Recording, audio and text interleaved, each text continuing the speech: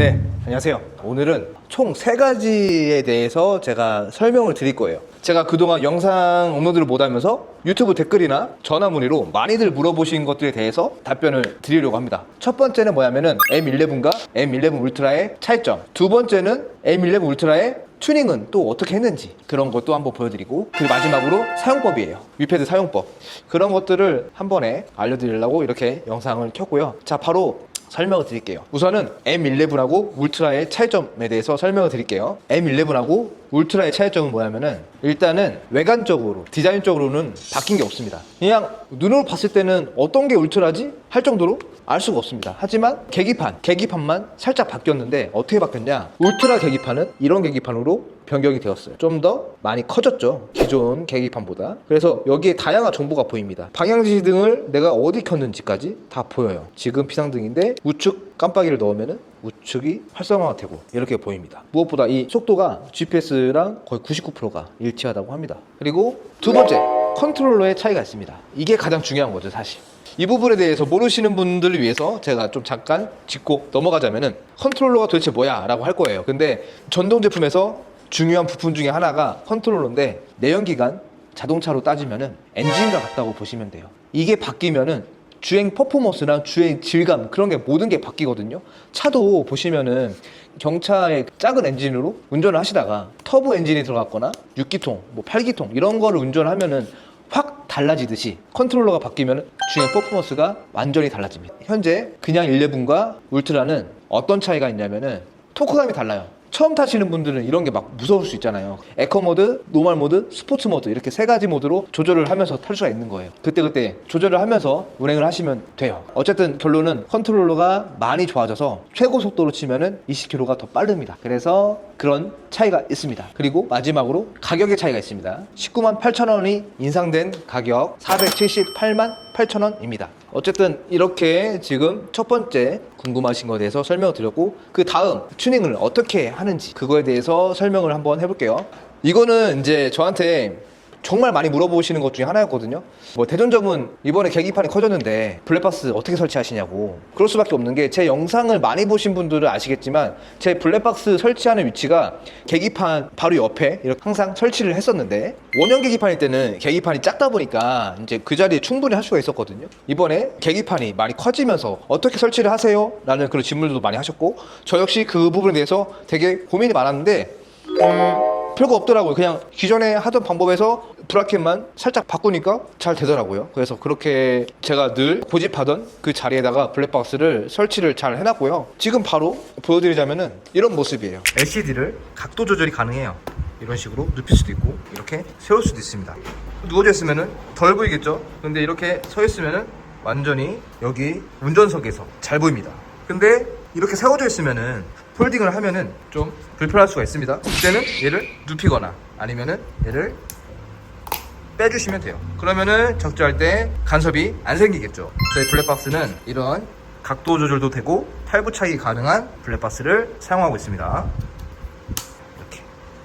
이렇게 M11 울트라에다가 블랙박스를 설치를 해서 출고한 게 한 4대가 될 거예요. 사용하고 계신 분들한테 바로바로 물어봤는데 뭐 전혀 문제가 안 된다 라고들 하시더라고요. 그래서 이렇게 지금 영상으로 알려드리고 있습니다. 어쨌든 저희 대전점 스타일대로 이렇게 블랙박스는 이 자리에다가 설치를 합니다. 저희가 이제 항상 똑같아요. 제 영상 많이 보신 분들 아시겠지만 똑같습니다. 힙바스 오른쪽에 위치해 놨고, 그리고 이제 뭐 핸드링카가 달려있고, 핸드링카가 달렸는데 이게 변화된 부분이 뭐냐면은 훨씬 더 밝아졌어요. 지금 시간이 4시 12분이에요 되게 지금 잘 보이죠? 엄청 밝습니다. 제가 이거 안에 있는 거를 센서를 뽑아서 바꿨거든요. 그 다음에 이제 300S 스로틀 들어갔고, 그 옆에는 그립감이 쫀쫀한 오디 커프 그립. 지금 같은 더운 날씨에는 이런 좋은 그립을 사용을 해주는 게 맞아요. 왜냐면은 더우면 이게 그립이 살짝 녹아요. 그러면 손에 끈적끈적한 게 묻어나기도 하거든요. 하지만 이 그립은 그럴 걱정이 없다는 거. 그 그립이 같이 들어가 있고, 그리고 이 스위치는 뭐냐면은 LED 온오프 스위치예요. 그리고 옆에는 휴대폰 충전할 수 있는 거. 휴대폰 충전을 하실 때 C타입으로 하셔야 돼요. C2C로 해야 고속 충전이 됩니다. A2C는 느려요. 반드시 C2C로 하셔야 고속 충전이 된다는 점 알고 계시고, 이거 아시죠? 영상을 한번 올리고 나서 정말 문의가 많았어요. 이거 어떻게 사냐. 그래서 그때 당시에 택배로 많이들 이제 보내드렸는데, 이 거치대를 처음 보시는 분들을 위해서 제가 한 번 더 보여드릴게요. 이런 거치대가 있고 구매를 하시면은 이거를 보내드려요. 근데 이거는 휴대폰 뒷면에 양면 테이프 붙이는 거예요. 붙여서 쓰시면 되는데, 이거는 이제 추가로 구매를 하시면 되거든요. 어쨌든 이 거치대의 장점은 이 거치대가 굉장히 높이가 낮다는 거. 기존 거치대들은 이렇게 막 높이가 있어서 불편합니다. 적재할 때 무조건 걸리거나 그래요. 그리고 견고하지도 않고. 하지만 얘는 이제 끼기도 편해요. 그냥 모양 그대로, 자, 뺄 때 돌려서 빼고, 얘가 잠금 장치가 있습니다. 잠금 장치를 이렇게 올려놓고 바로 끼면은 절대 떨어지지가 않죠. 이때는 잠금 장치가 걸렸을 때는 이렇게 오른쪽으로 돌려도 빠지지가 않아요. 잠금 장치를 해제를 해주고 돌려줘야만 다시 빠집니다. 그리고 이제 또 하나의 장점이 이제 이 손목 거치대와 연동이 편하다는 거. 돌려서 빼고 손목으로 갈 때는 이렇게 다시 와서 끼고, 네. 연동이 굉장히 좋습니다. 이런 식으로 사용을 하시면 되겠죠. 그래서 정말 반응이 좋았던 휴대폰 거치대도 잠깐 설명드렸고요. 자, 다음. 그리고 이제 좌측 보시면은 블랙박스 있고요. 저희 블랙박스 한번 기능 보여드리자면은, 저희는 이쪽에 무슨 이제 컨트롤할 수 있는 그런 스위치는 없어요. 근데 하지만 제가 볼 때는, 제가 블랙박스를 오랫동안 제가 설치를 해본 결과, 블랙박스는 녹화의 기능도 있지만 가장 중요한 기능은 뒤쪽 후방을 바라보는 거예요. 그래서 뭐 카플레이, 이것도 지금 카플레이가 되고 오토가 되거든요. 근데 하지만 카플레이, 오토 기사님들한테 다 여쭤보니까 처음에만 쓰지 그 이후로는 안 쓴다고 합니다. 왜냐면은 오른쪽에 핸드폰을 놓고 이쪽에 내비를 보는 게 더 좋다고 하더라고요. 또 카플레이 연동하고 막 그러면은 귀찮다고 하시면서, 어쨌든 이 블랙박스는 항상 후방을 바라보는 게 가장 첫 번째 용도다라고 해서 얘는 항상 뒤쪽만 바라보게 해주시는 게 좋습니다. 하지만 이렇게 더블 클릭하면은 화면이 바뀌죠. 다 터치로 이렇게 제어가 가능합니다. 전면, 후면 이렇게 들어가고, 그리고 카플레이도 이거 핸드폰 모양 눌러서 연결하시면은 카플레이, 안드로이드 오토 잘 됩니다. 겨울철을 대비해서 미리 열선 그립까지 설치를 해달라고 하셔가지고 열선 그립까지 제가 설치를 해드렸습니다. 그리고 이런 단자가 이렇게 있어요. 여기다가 나중에 열선 그립을 꼽아서 여기다가 열선 그립 그 찍찍이를 감싸서 사용을 하시면 됩니다. 그래서 저희 열선 그립은 따로 추가 설치를 할 필요가 없고, 여름철에는 빼고 겨울철에는 다시 끼고, 그렇게 저희는 작업을 하고 있어요. 핸들 연장을 5cm를 하셨어요. 이분은 키가 180 그 근처라서 제가 추천을 드렸었고, 그래서 이렇게 작업을 했고요. 저희 컬러 가니쉬 요즘 이 색깔 정말 반응 좋아요. 지금 이분은 로고를 주황색으로 이렇게 포인트를 넣어 드렸어요. 배터리 홀더 이렇게 들어갔고, 리어 LED는 하지 않으시고 그냥 컬러 가니쉬로만 했습니다. 그리고 가장 많이 하는 부스트 LED 이렇게 작업이 잘 들어가 있습니다. 정말 저희 대전점에서는 컬러 가니쉬는 다 하고 있는 그런 추세입니다. 그리고 자, 프론트 잉크까지 작업을 잘 해놨어요. 배선이 어디로 가는지 안 보이게끔 작업을 잘 해놨습니다. 자, 그리고 이제 저희 대전점에 정말 자랑, 깔끔한 배선. 자, 블랙박스를 달았는데도 불구하고 깔끔하게 작업이 됐습니다. 여기 부분이 Y자로 잘 떨어지게 작업을 잘 해놨습니다. 이런 식으로 튜닝을 할 때 가장 많이 신경을 써야 되는 부분이 배선이죠. 이런 부분에 대해서 굉장히 많이 시간을 쓰고 있습니다. 이쪽으로 넘어와서 요즘 이것도 많이 나가는 튜닝품 중에 하나죠. 이코노미 키샌드. 자, 그리고 블랙박스는 절대 떨어지지 않게, 흔들리지 않게 잘 고정을 해놨습니다. 11 울트라 튜닝을 어떻게 했는지까지 다 설명을 드렸고, 이제는 사용법에 대해서 설명을 드릴게요. 전원을 켜기 전에 가장 중요한 거는 이 잠금 장치를 있잖아요. 이게 끝까지 이렇게 들어가줘야 돼요. 이렇게만 걸쳐있는 경우가 있어요. 그때는 이게 여기를 탕 쳐도 되지만 이쪽을 탕 치고 나면은 쏙 들어가거든요. 어쨌든 여기가 끝까지 들어가 있는 거를 반드시 확인을 하시는 게 가장 중요합니다. 이게 조금만 걸쳐도 주행을 하다 보면은, 오르막길 같은 거 올라갈 때 배터리가 안장이다 보니까 뒤로 쓱 빠지겠죠.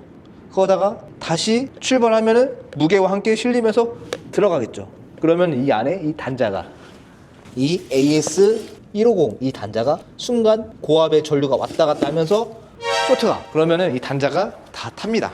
단자가 다 타버리면은, 조금 타면은 상관이 없는데 많이 타면은 주행이 안 되고, 어떤 경우에는 주행은 되지만 속도가 안 나옵니다. 그래서 이 단자 체결하는 거 정말 많이 신경을 쓰시고, 야간에 막 잘 안 보이고 정신없고 한 그런 상황 속에서 이거 하나 놓칠 수가 있거든요. 그래서 처음에 이거를 끝까지 체결하시는 거를 습관을 들이시는 게 가장 좋다고 봅니다.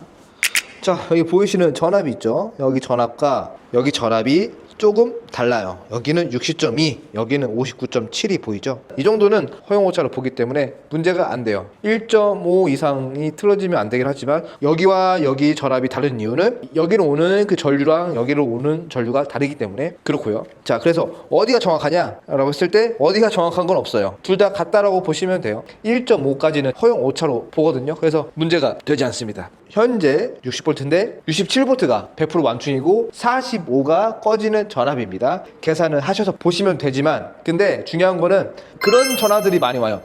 사장님 제 거는 67V가 안 나와요. 완충을 해도 66까지밖에 안 나와요. 그런 분들이 있는데 그거는 충전기마다 고유 특성들이 있거든요. 어떤 충전기는 그 충전기가 67까지 밀어주게 세팅이 되어 있는 반면에 6A를 사용하시는 분들 충전기는 대부분 67까지 안 올라갈 거예요. 그 충전기는 안전을 위해서 충전이 안 되게 막아놨어요. 충전기가 고장났거나 배터리가 고장난 거는 절대 아니다. 그 말씀을 드릴게요. 중요한 거는 67V 완충, 45V 방전 이렇게 보시면 되고요. 허용오차는 플러스 마이너스 1.5까지 본다는 거. 자, 그래서 여기 오른쪽 이 스위치는 LED를 온오프하는 스위치고요.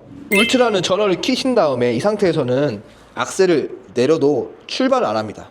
반드시 이 빨간 버튼을 한번 누르시면은 여기 위에 레디가 뜹니다. 이 상태에서 악셀을 눌러줘야만 출발을 해요. 그 다음에 노란색 버튼을 누르면은 현재는 에코인데 노말, 스포츠 이렇게 바뀝니다. 제가 아까 영상 초반에 말씀드렸듯이 울트라는 컨트롤러가 바뀌어서 강한 토크가 있어요. 처음 타시는 분들은 이 강한 토크가 부담스러울 수 있잖아요. 그럴 때 이제 부담스러우신 분들한테는 에코로 놓고 출발을 하시다가 노말, 스포츠 이렇게 변경을 하시면서 타시면 되고 좀 적응이 됐다 싶으시면 스포츠로 놓고 바로 출발을 하셔도 됩니다. 그럼 더 재밌는 퍼포먼스를 느낄 수가 있어요. 자, 그리고 왼쪽에 보시면은 스위치가 있는데 맨 위에 있는 삼각형은 비상등, 그리고 여기 옆에 이 스위치를 연달아 누르면은 모드가 바뀝니다. 한 번 누르면은 하향등, 다시 누르면은 상향등, 또 한 번 누르면은 쌍라이트 이렇게 표현이 됩니다. 그리고 밑에는 클락션까지 이렇게 다 있습니다. 그 다음에 이제 여기 이제 나오는 LED를 블루투스로 컨트롤이 가능한데 그거를 한번 보여드릴게요. LED 띄고 HUE 라는 어플을 검색을 하셔서 다운을 받으세요. 근데 저는 이미 설치가 되어 있기 때문에 열기를 하겠습니다. 자, 열면은 여기 위에를 이렇게 쓸어내리면은 여기 위패드라고 보이죠? 위패드를 누르신 다음에 여기 밑에 거는 건드지 마세요. 이 밑에 거는 건드지 마시고 바로 엔터 들어가셔서 지금 보시면은 다양한 패턴 120가지의 패턴들을 조절을 할 수가 있어요. 이렇게 막 바뀌죠? 이렇게 하신 다음에 내가 마음에 드는 패턴을 봤다 그러면 이 하트 버튼을 눌러서 이렇게 찍어주시면 돼요. 그러면 여기 밑에 조그맣게 빨간색으로 표시가 돼요. 가장 기본적인 거는 1번 레인보우 패턴이긴 합니다. 이 여기 숫자를 누르면은 여기가 오토로 바뀌어요. 그러면 이 120가지의 패턴들이 자유자재로 바뀌는 그런 모드입니다. 그리고 색깔 지정을 하고 싶다. 지금 이 설치되어 있는 게 스카이블루니까 색깔 지정을 하고 여기 위에서 이런 것도 이렇게 미세하게 바꿀 수가 있어요. 이렇게 해서 자, 패턴 모드로 왔을 때 밑에 보시면은 여기 밑에는 이거는 밝기 조절이에요.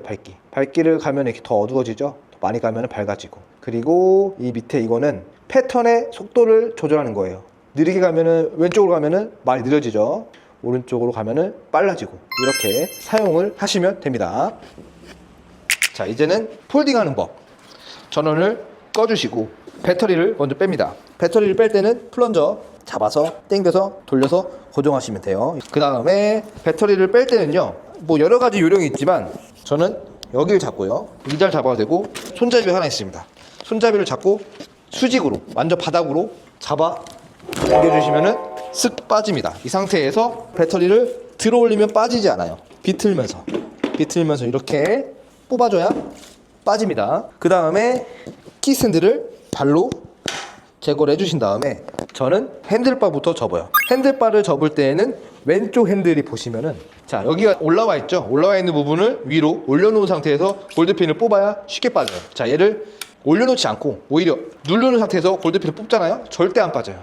올라와 있는 면을 살짝 올려준 다음에 뽑아야 됩니다. 그 상태에서 왼쪽 오른쪽 내려주시면 되고요.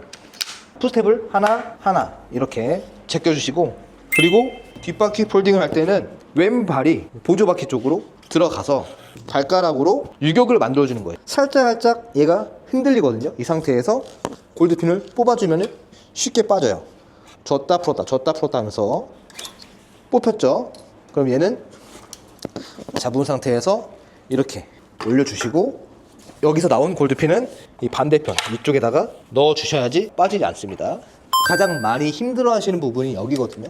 넥 부분을 가장 많이 힘들어 하시는데, 이때는 자, 골드핀은 잘 안 빠지고 잘 안 들어가면은 유격을 만들어주면은 잘 빠지고 잘 들어갑니다. 저 같은 경우에는 오른발을 여기다가 뒷바퀴 쪽에다가 위치를 해주고요, 왼손으로는 여기를 이렇게 잡고 흔들어요. 흔들면서 오른손으로는 골드핀을 누르면서 빼는 거예요. 그러면은 적은 힘으로 빠집니다. 이걸 잘해야 돼요. 그런 다음에 얘는 이제 이렇게 내리신 다음에 이 골드핀은 여기 들어가도 되고 여기 들어가도 돼요. 하지만 저는 이거를 손잡이로 쓸 거예요. 여기 뒷부분에 넣어서 손잡이로 씁니다. 그래서 이렇게 해서 왼손, 오른손 이렇게 들어주시면 되겠죠. 그리고 이 블랙박스가 적재를 할 때 너무 튀어나와서 걸릴 것 같아. 그러면은 돌려서 빼주시면 되고요. 자, 이제 다시 언폴딩을 해볼게요. 언폴딩은 역순이겠죠? 핸들 올려서요. 핸들 쪽이 넣을 때도 많이 힘들어 하시는데, 이게 이 감이 있어요. 이 구멍 3개가 만나야 이렇게 들어가는 구조잖아요. 근데 제가 요령만 알려드리자면은, 일단 넣어요. 한 개 넣어놓고 얘를 이런 식으로 흔들면서, 왼손은 흔들고 왼손으로는 유격을 만들어주고 오른손으로는 골드핀을 밀어 넣어주면은 이렇게 들어갑니다. 자, 그 다음 핸들바는 너무 쉽죠? 뽑아서 오른손, 왼손 똑같이 왼손 올려놓고 이런 식으로 밀어주시면 되고요. 그 다음에 뒷바퀴는 이런 식으로 살포시 던져도 됩니다. 어차피 고무 타이어이기 때문에. 발등을 보조바퀴 쪽에 넣어서 들어 올리신 다음에 유격을 주면서 쓱 들어가면은 쉽게 들어가겠죠. 키스탠드 바로 이렇게 내려주신 다음에 바로 거치를 하시고, 그 다음에 배터리는 풋스텝을 살짝 벌려놓은 상태에서 배터리를 들어 올리신 다음에 여기 위치에다가 살포시 올려놓으신 다음에 핸들을 잡고 수평을 유지해 주시고, 브레이크를 잡은 다음에 여기 허벅지로 슬며시 밀어주면은 얘가 쏙 들어갑니다. 그 다음에 가장 중요한 이 플런저를 여기 앉아서 끝까지 들어갔는지 확인을 하신 다음에 키를 돌려서 주행 준비를 하시면 됩니다. 자, 그 다음 이제 마지막 충전하는 법을 제가 알려드릴게요. 충전기에다가 저희가 끝에 이거를 달아서 출고를 합니다. 충전 단자를 잘 보시면은 웨이프 단자 점이 하나 있어요. 점이 제품에 지금 다이렉트 충전을 할 때에는 충전기 연결된 상태에서 제품의 왼쪽 보조바퀴 위에 단자가 있습니다. 여기 점이 있는데, 본체에도 12시 방향에 점이 있습니다. 이 상태에서 그냥 이거를 밀어서 넣으면은 그냥 딸깍하고 껴져요. 그러고 나서 충전이 진행이 되겠죠. 다시 이제 이거를 뺄 때는 여기를 잡고 이렇게 좌우로 비틀면 빠집니다. 자, 다시 이거는 이 부분 보여드릴게요. 보시면은 이게 충전 젠더인데 12시 방향 끼고 그러면 충전이 되겠죠. 다시 뺄 때는 여기를 잡고 잡아 당기신 다음에 좌우로 비틀면서 뽑으면은 빠집니다. 이렇게 하시면 되고, 또 이제 배터리에만 충전을 할 때에는 요거를 꼽은 상태에서 보시면은 150 단자라고 하거든요. 150 단자 보면은 위쪽이 까만색이고 양극 플러스거든요. 이 부분을 위로 향하게, 이 까만색 부분이 위로 향하게 두신 다음에 방향대로 그냥 꼽아 주시면은 충전이 됩니다. 진행 중이면은 이게 여기 램프에 빨간불이 떠요. 그러면서 팬이 윙 하면서 돌아가요. 그리고 충전이 다 되면은 녹색불이 뜹니다. 그러고 나서 이걸 빼야 된다 라고 하는 상황에서는 여기 잡지 마시고 여기 잡고 뒤쪽으로 뽑으시면 빠집니다. 이렇게 충전을 하시면 되고, 자, 아무튼 오늘 이렇게 총 3가지에 대해서 제가 영상 촬영을 해봤습니다. 이번 영상이 많이들 도움이 되셨으면 좋겠습니다. 다음에 더 좋은 영상으로 찾아뵙도록 하겠습니다. 감사합니다. 안녕.